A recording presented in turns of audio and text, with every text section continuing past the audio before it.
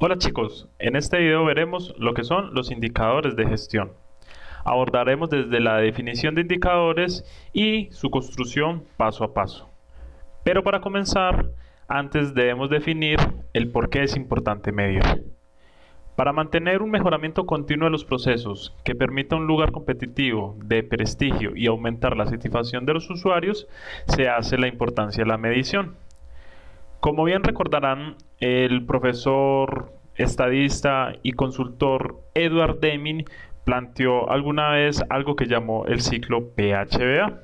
El ciclo PHBA no es más que una estrategia basada en el mejoramiento continuo. Pues bien, este ciclo, como su nombre lo indica, está estipulado en 4 fases, de la cual pues representa cada una de las letras. La P representa la fase del planear, la H, la fase del hacer, el verificar se está representada con la letra V y la A representa el actuar. La fase del planear simplemente es la planificación de lo que se va a realizar. El hacer es efectivamente llevar en ejecución eso que fue planeado. El verificar es revisar o medir si lo que se está haciendo si va acorde de lo que fue planeado. Y el actuar pues es simplemente corregir o mejorar lo que se hizo. Pues bien, dentro de la fase del verificar es donde recae la medición. Y para poder realizarla, pues una de las herramientas más utilizadas son los indicadores. Pero, ¿qué es un indicador? Pues bien, un indicador es un signo, señal o valor concreto que permite, entre otras cosas, establecer diferencias, comportamientos y tendencias, y cuya medición puede ser cuantitativa o cualitativa y en un periodo determinado de tiempo. ¿Qué utilidades presentan los indicadores? Me permitirá entonces tomar decisiones, medir el desempeño, comparar y hacer seguimientos y verificar la eficiencia, eficacia y efectividad. Todo esto en pro de el mejoramiento. Entonces, como vimos dentro del ciclo PHBA, todo apunta a ese mejoramiento. El indicador, de la misma manera, apuntará a ese mejoramiento. Los indicadores tienen unas características, entre las cuales podemos resaltar. Primero, que sea accesible, es decir, su obtención tiene un costo aceptable. Deben ser pertinentes, es decir, que sean adecuados para lo que se quiere medir. Deben ser fieles, sus características se mantendrán con el tiempo. Deben ser objetivos, su cálculo a partir de sus variables no es ambiguo. También deben ser precisos, es decir, su margen de error es aceptable. Deben ser explícitos, que no permitan múltiples interpretaciones. Y finalmente deben ser sensibles, que puedan identificar variaciones pequeñas. Entonces un indicador debe cumplir con todas estas 7 características.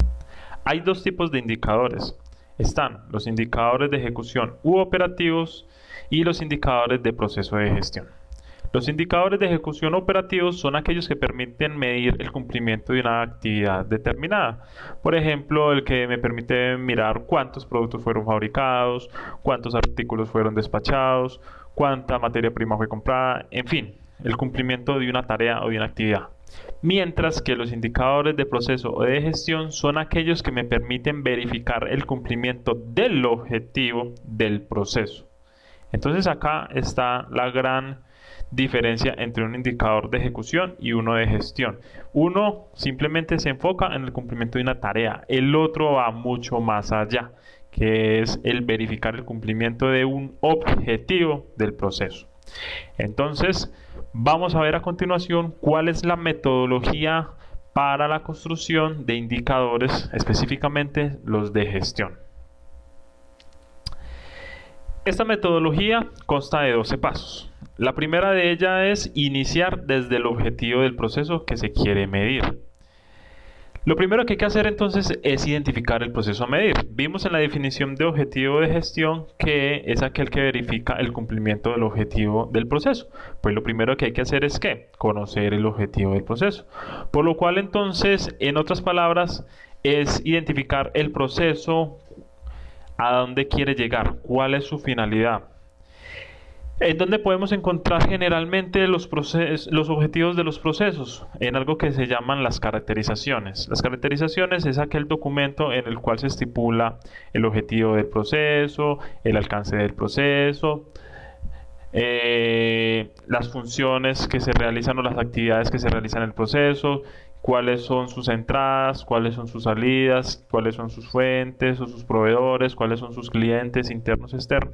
Es decir, es ese documento que me esboza o me dibuja o me hace el mapeo de mi proceso. Pues bien, ese es el documento en el cual nos debemos dirigir para identificar el objetivo del proceso.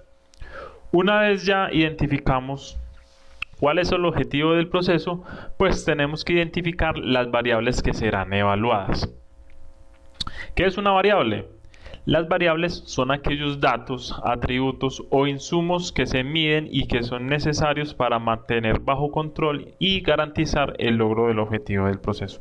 Entonces, dentro del objetivo del proceso tenemos que ver cuál es la finalidad y cuáles son aquellos atributos o datos o partes de ese proceso que debo controlar para que se garantice ese cumplimiento o esa finalidad de ese objetivo. Veámoslo con un ejemplo. Supongamos que tenemos el proceso de gestión de almacenamiento y distribución. Vimos en la caracterización que su objetivo es el siguiente: coordinar y controlar los procesos de almacenamiento y distribución de producto, con el propósito de garantizar condiciones de preservación, inocuidad, oportunidad y cantidad, fijados en la promesa de venta, cumpliendo con las políticas de la organización y los requisitos de los entes gubernamentales.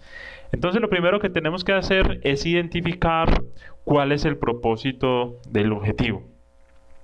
Acá podemos ver que el propósito de este proceso es garantizar condiciones de preservación, inocuidad, oportunidad y cantidad. Entonces tenemos que desenglosar estos diferentes propósitos. Nos tenemos que hacer referencia a cada uno de ellos. Eso significa que, por ejemplo, para este proceso tendríamos que construir como mínimo 4 indicadores. Uno para verificar la preservación, otro la inocuidad, otro la oportunidad y otro la cantidad. Supongamos que queremos hacer un control de la oportunidad. Entonces, para que mi proceso sea oportuno, ¿qué debo controlar? Si lo vemos aquí, entre almacenamiento y distribución, diría que la distribución. Por lo tanto, la variable a evaluar para la construcción de el indicador que me permita mirar lo que se desea lograr, en este caso, el garantizar la oportunidad, pues será la distribución del producto. En otras palabras, si yo quiero que mi proceso garantice oportunidad, ¿debo qué? Vigilar o verificar el proceso o la actividad de distribución.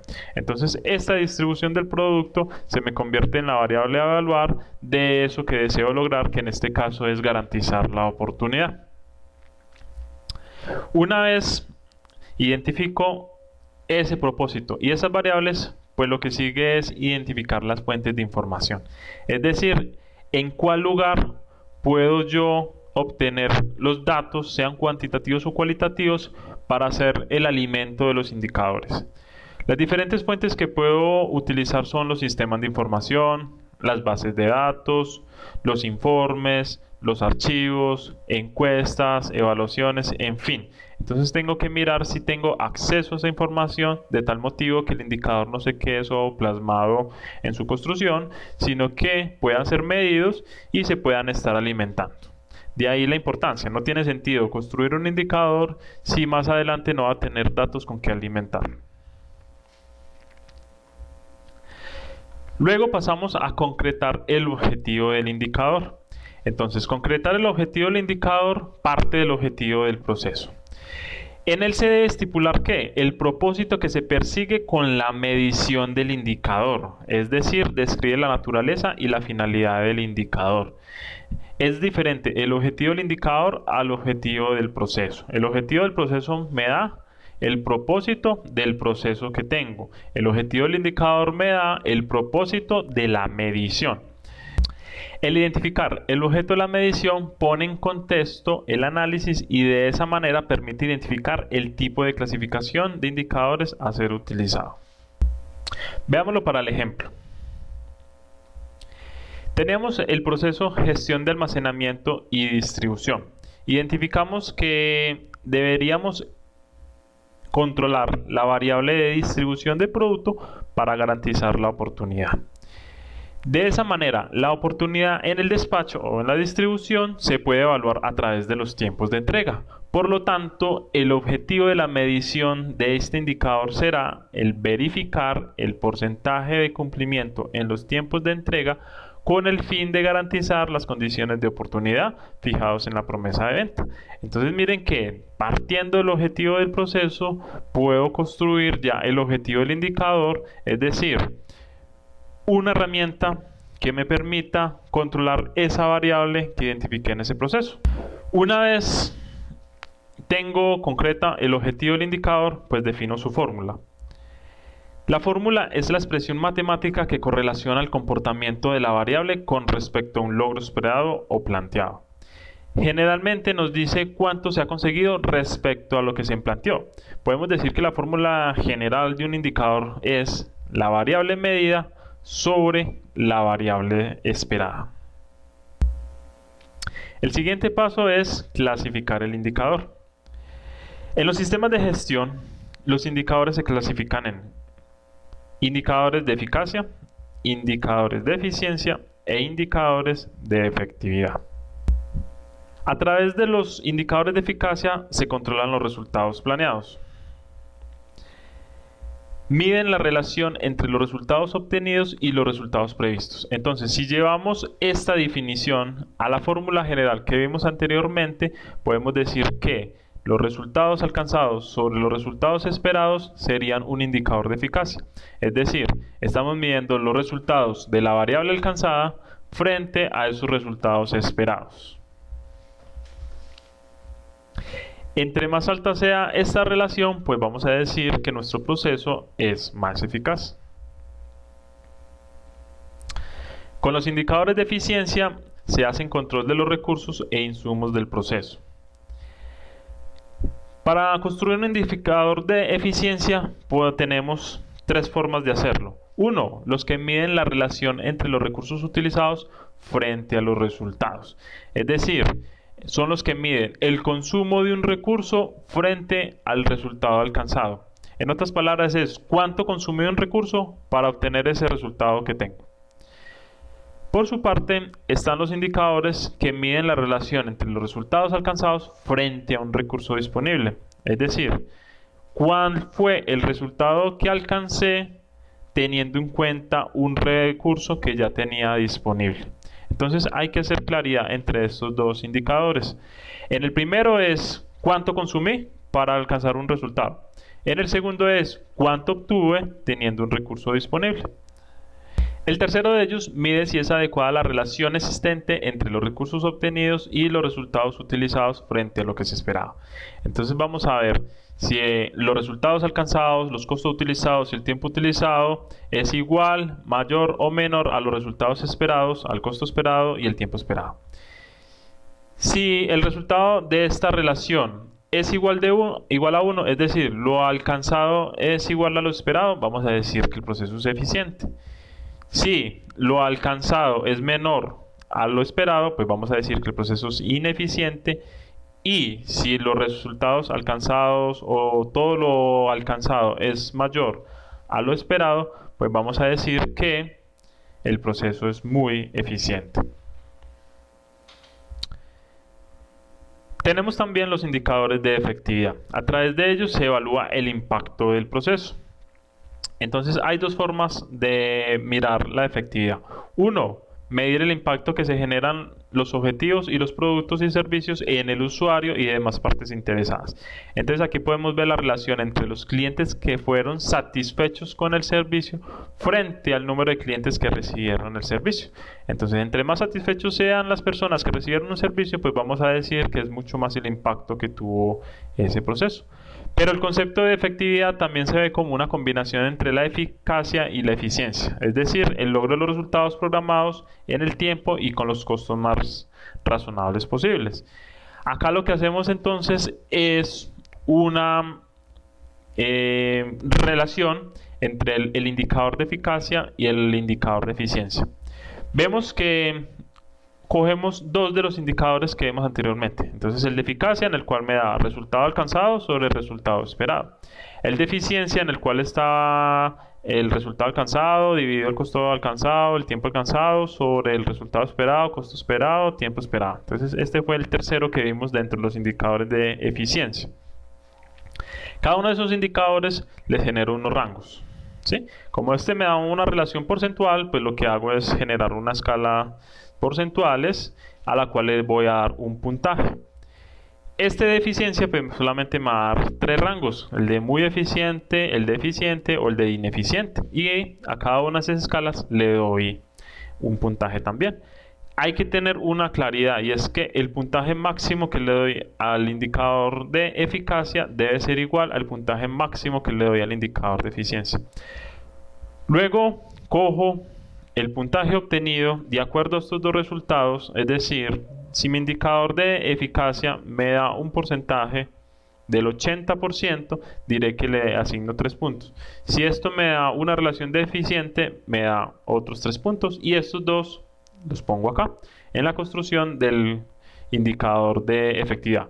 Entonces el indicador de efectividad va a ser la relación entre puntaje de eficiencia, puntaje de eficacia, dividido 2, como para sacar algo así como un promedio, sobre el puntaje máximo.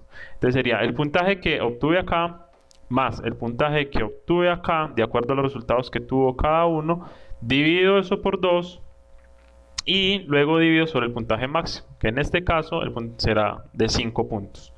Entonces, en un ejemplo, si en el indicador de eficacia obtuve un 80%, asigno 3 puntos. Entonces, pongo 3 puntos acá. Si en el de eficiencia fui eficiente, son otros 3 puntos. Entonces, acá serían otros 3 puntos. Entonces, sería 3 más 3, sería 6, dividido 2. Y ese resultado es el puntaje máximo de 5, que es el puntaje que se le asignaron a cada uno como el puntaje máximo. Esa proporción entonces ya me dará porcentualmente qué tan efectivo fui. Entonces, a más porcentaje de efectividad, pues se dice que el proceso fue mucho más efectivo o generó mayor impacto. Entonces, esta es la forma como se puede ver la efectividad teniendo la relación entre eficacia y eficiencia. De nuevo, en el ejemplo, teníamos el proceso de gestión de almacenamiento y distribución. Este fue el objetivo del indicador construido: verificar el porcentaje de cumplimiento en los tiempos de entrega con el fin de garantizar las condiciones de oportunidad fijados en la promesa de venta. Y esto nos, entonces, llevándolo a la fórmula general de un indicador de eficacia, entonces vamos a ver que el porcentaje de entregas a tiempo, que es lo que dice acá, verificar el porcentaje de cumplimiento, que es esto de acá, va a ser igual al número de despachos entregados a tiempo sobre el número de despachos realizados. Entonces, entre más entreguemos a tiempo, en este caso vamos a decir que nuestro proceso es más eficaz. Entonces, esa es la relación de un indicador de eficacia. Y así podríamos hacer para un indicador de eficiencia y una efectividad: construir su objetivo y hacerle la relación entre resultados esperados frente al consumo de un recurso o viceversa, pues de acuerdo, y luego coger este de eficacia con ese que construimos de eficiencia y construir el de efectividad. El siguiente paso es fijar una meta. La meta es el resultado aceptable que se espera del comportamiento de un indicador en un periodo de tiempo determinado y sirve para clasificar su logro. Deben ser reales, alcanzables y dependen de la capacidad de la institución para lograrlas. ¿A partir de dónde puedo fijar la meta? A partir de comparaciones, a partir de tendencias del entorno, a partir de políticas institucionales o estatales, a partir de la experiencia de quienes hacen parte del proceso, a partir de la construcción participativa de todos los que están relacionados o todos los que intervienen en el proceso, a partir de datos históricos, a partir de estimaciones iniciales, esto cuando no tenemos datos para efectuar un promedio, para hacer una comparación, o a partir de la valoración de recursos que se tienen. Entonces, de acuerdo a un recurso que tengo disponible, bueno, qué meta le puedo poner a ese proceso. La fijación de la meta lleva consigo la frecuencia de la meta, que es la definición de un intervalo de tiempo para la fijación de la meta. Puede ser diferente a la frecuencia de medición, dado que no siempre una meta se alcanza con una sola medición. Es decir, cada cuánto voy a cambiar la meta del indicador, la cual pues puede ser diferente a cada cuánto voy a medir el indicador. Puede que yo las metas las tenga anuales y mi indicador lo mida mensualmente. El siguiente paso es delimitar la frecuencia de medición. Acá lo que se hace es precisamente lo que les decía anteriormente, estipular cada cuánto se va a hacer las observaciones. Como regla general, la frecuencia debe ser la menor posible que permita dar alarmas oportunas. Es decir, tratar de que el indicador no se mida solo una vez o no se mida solo cuando ya se va a dar por estipulado el cambio de meta, sino que se haga mediciones parciales que me sirva el indicador entonces para generarme alertas de si algo no está saliendo bien y poder entonces tomar acciones correctivas o preventivas o de mejoramiento. El siguiente paso es definir los rangos del indicador. Esto digamos que de cierta manera lo vimos cuando estábamos estipulando los indicadores de efectividad, y era que dimos unas escalas o unos rangos, en otras palabras, unos niveles de desempeño cuya valoración determinará el estado de riesgo o problema de la variable y dará origen a diferentes tipos de acciones de mejoramiento. Los rangos se pueden, o los rangos más utilizados son el normal, que es cuando el cumplimiento es satisfactorio de la meta; el rango de riesgo, cuando son los valores con tendencia al incumplimiento de la meta y que generan una acción preventiva; o ya cuando hay un problema, que son valores de incumplimiento de la meta y generan una acción correctiva.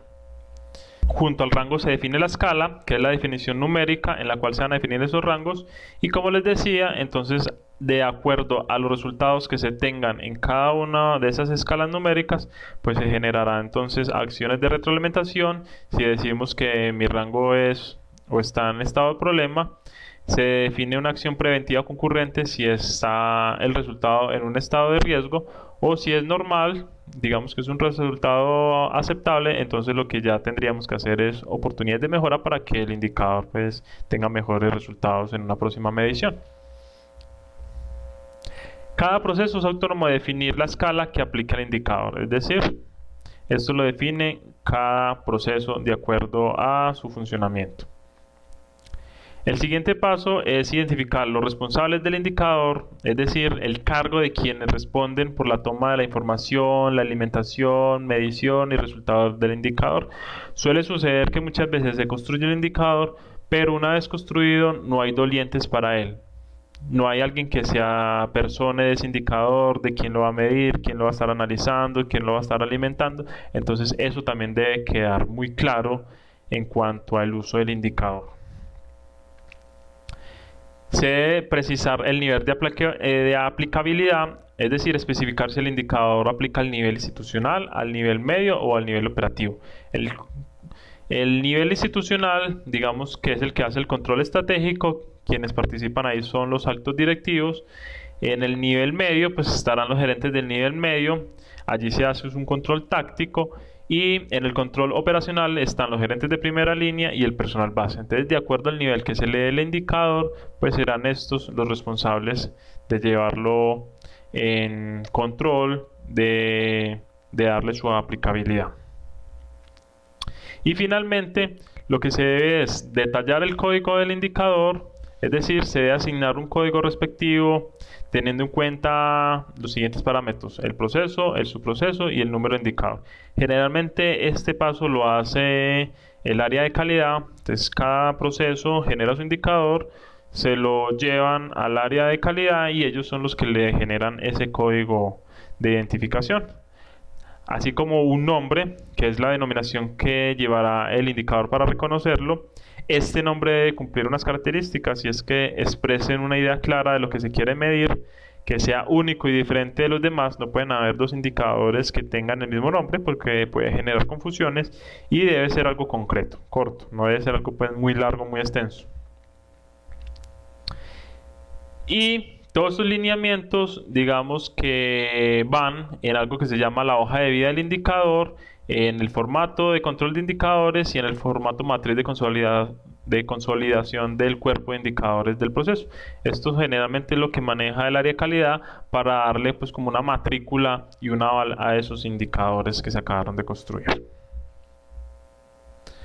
La hoja de vida entonces establece las características del indicador.